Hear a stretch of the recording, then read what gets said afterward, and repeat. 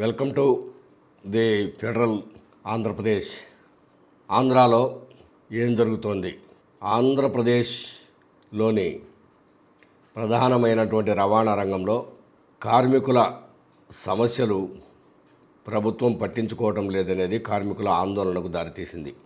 కార్మికులు ఇటీవల కాలంలో 3 నెలల నుంచి తమ ఆందోళన కార్యక్రమాలను నిర్వహిస్తున్నారు. విద్యుత్ బస్సులను ప్రైవేటు వారికి అప్పచెప్పటం వల్ల ఆర్టీసీ రంగమంతా కూడాను ప్రైవేటు చేతుల్లోకి వెళ్ళిపోతుందని ఆర్టీసీ కార్మికులు భావిస్తున్నారు. అయితే అటువంటిది ఏమీ లేదు.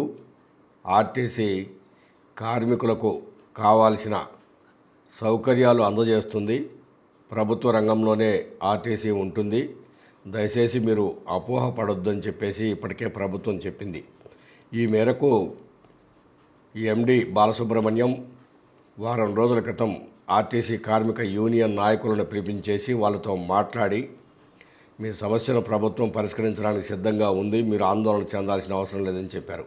అయితే కార్మిక సంఘం జేఏసీ ఆధ్వర్యంలో ఈ నెల 17, 18వ తేదీల్లో రాష్ట్రంలోని 129 ఆర్టీసీ డిపోల ముందు ధర్నా చేసేందుకు ఆర్టీసీ కార్మిక సంఘాలు నిర్ణయించాయి.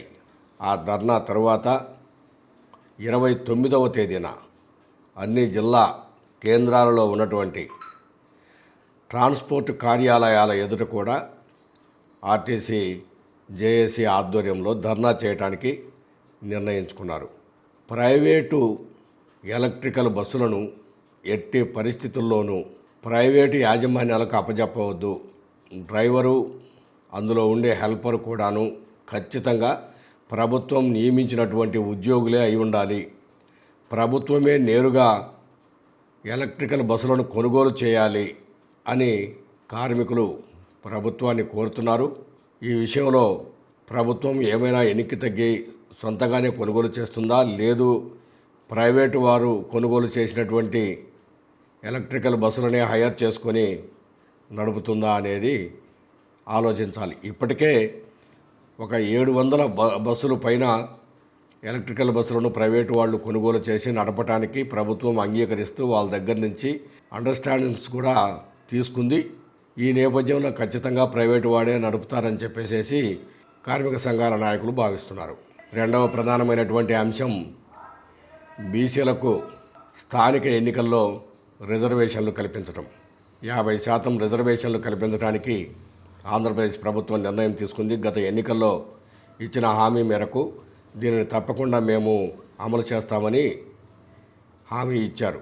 ఈ హామీ మేరకు రాజీవ్ రంజన్ మిశ్రా ఏకసభ్య కమిషన్ను బీసీల సమస్యలపైన బీసీలు ఏం కావాలని కోరుకుంటున్నారో జిల్లాల వారీగా, గ్రామాల వారీగా, మండలాల వారీగా అన్ని ప్రాంతాలలో తిరిగి ఆ ప్రాంతాలలో వాళ్ళు ఇచ్చిన అర్జీలను పరిశీలించి కులాలలో ఏవైనా గ్రూపుల్లో మార్పులు చేర్పులు చేయాలంటే అది చేస్తూ స్థానిక ఎన్నికల్లో ఎంత మేర రిజర్వేషన్ కల్పించవచ్చు, ఈ రిజర్వేషన్ను ఎందుకు కల్పించాలి అనే అంశాలను కూడా రాజీవ్ రంజన్ మిశ్రా తన నివేదికలో స్పష్టంగా తయారు చేసి ప్రభుత్వానికి ఈ నెల 14వ తేదీన అందించబోతున్నారు.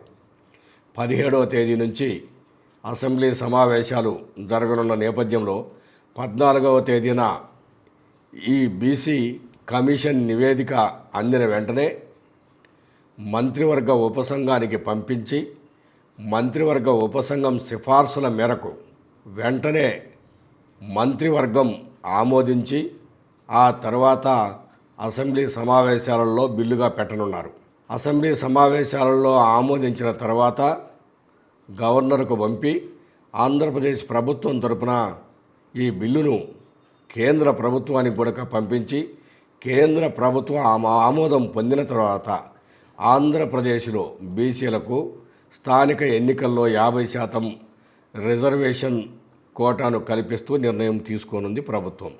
రాజకీయాలకు సంబంధించినటువంటి మరొక అంశం, ఇది ఒంగోలు కేంద్రంగా తెలుగుదేశం పార్టీ ఎమ్మెల్యే దామచర్ల జనార్దన్, మాజీ మంత్రి జనసేన నాయకుడు బాలినేని శ్రీనివాసులరెడ్డిల మధ్య పవర్ కోసం జరుగుతున్న పోరు.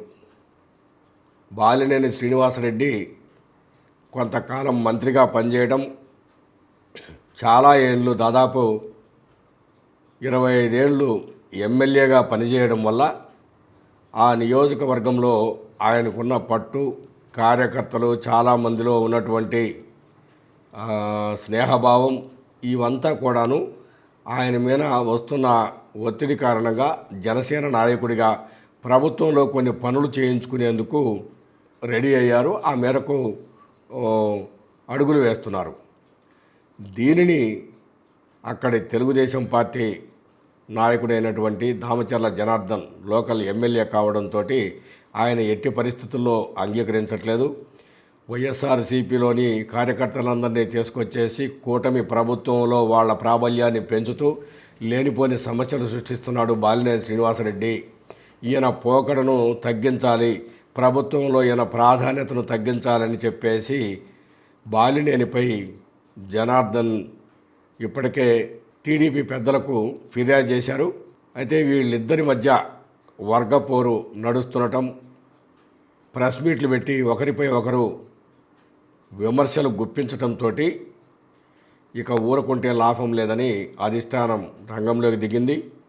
ఇరువురికి హెచ్చరికలు జారీ చేసింది. మీరు పద్ధతి మార్చుకోవాలి, ఇష్టానుసారం మాట్లాడకూడదు, ఇకపై కేంద్రం అంటే రాష్ట్ర పార్టీ నిర్ణయాలు ఏవైతే ఉంటాయో వాటికి అనుగుణంగా వ్యవహరించాలి అని ఎమ్మెల్యే జనార్దన్కు వ్యవసాయ శాఖ మంత్రి అచ్చెన్నాయుడు ఫోన్ ద్వారా తెలియజేశాడు. అదేవిధంగా జనసేన పార్టీలో ఉన్నటువంటి ముఖ్యమైన నాయకులు కూడా బాలినేని శ్రీనివాసరెడ్డికి ఫోన్ ద్వారా మాట్లాడి మీరు కూడా పద్ధతి మార్చుకోవాలి, ప్రెస్ మీట్ పెట్టి మాట్లాడటము మానేయాలని చెప్పడం జరిగింది. ప్రధానంగా తెలుగుదేశం పార్టీ తరఫున పార్టీ అధ్యక్షుడు శ్రీనివాసరావు ఇంకా మిగిలిన మరో నాయకుడు కలిసి టెలిఫోన్ ద్వారా దామచర్ల జనార్దన్కు గట్టి వార్నింగ్ కూడా ఇవ్వటం జరిగింది. అంటే ఒంగోలులో కూటమి పార్టీలో లోకలు బయలుదేరాయి, ఇద్దరు సవ్యంగా లేరు, ఇక్కడ బీజేపీ ఒకటి మాత్రమే నోరు మెదపకుండా ఉంది, మిగిలిన 2 పార్టీలు తమ పవర్ను చూపించుకోవడానికి ప్రయత్నం చేస్తున్నాయి అనేది కార్యకర్తల్లో బలంగా ఉంది, రాష్ట్ర పార్టీ నాయకుల్లోనూ బలంగా ఉంది. మరి వీళ్ళ ఆదేశాల మేరకు, రాష్ట్ర పార్టీ నాయకుల ఆదేశాల మేరకు బాలినేని శ్రీనివాసరెడ్డి, దామచర్ల జనార్దన్ కాస్త తగ్గుతారో మళ్ళీ ఇదే విధానాన్ని కొనసాగిస్తారో చూడాలి.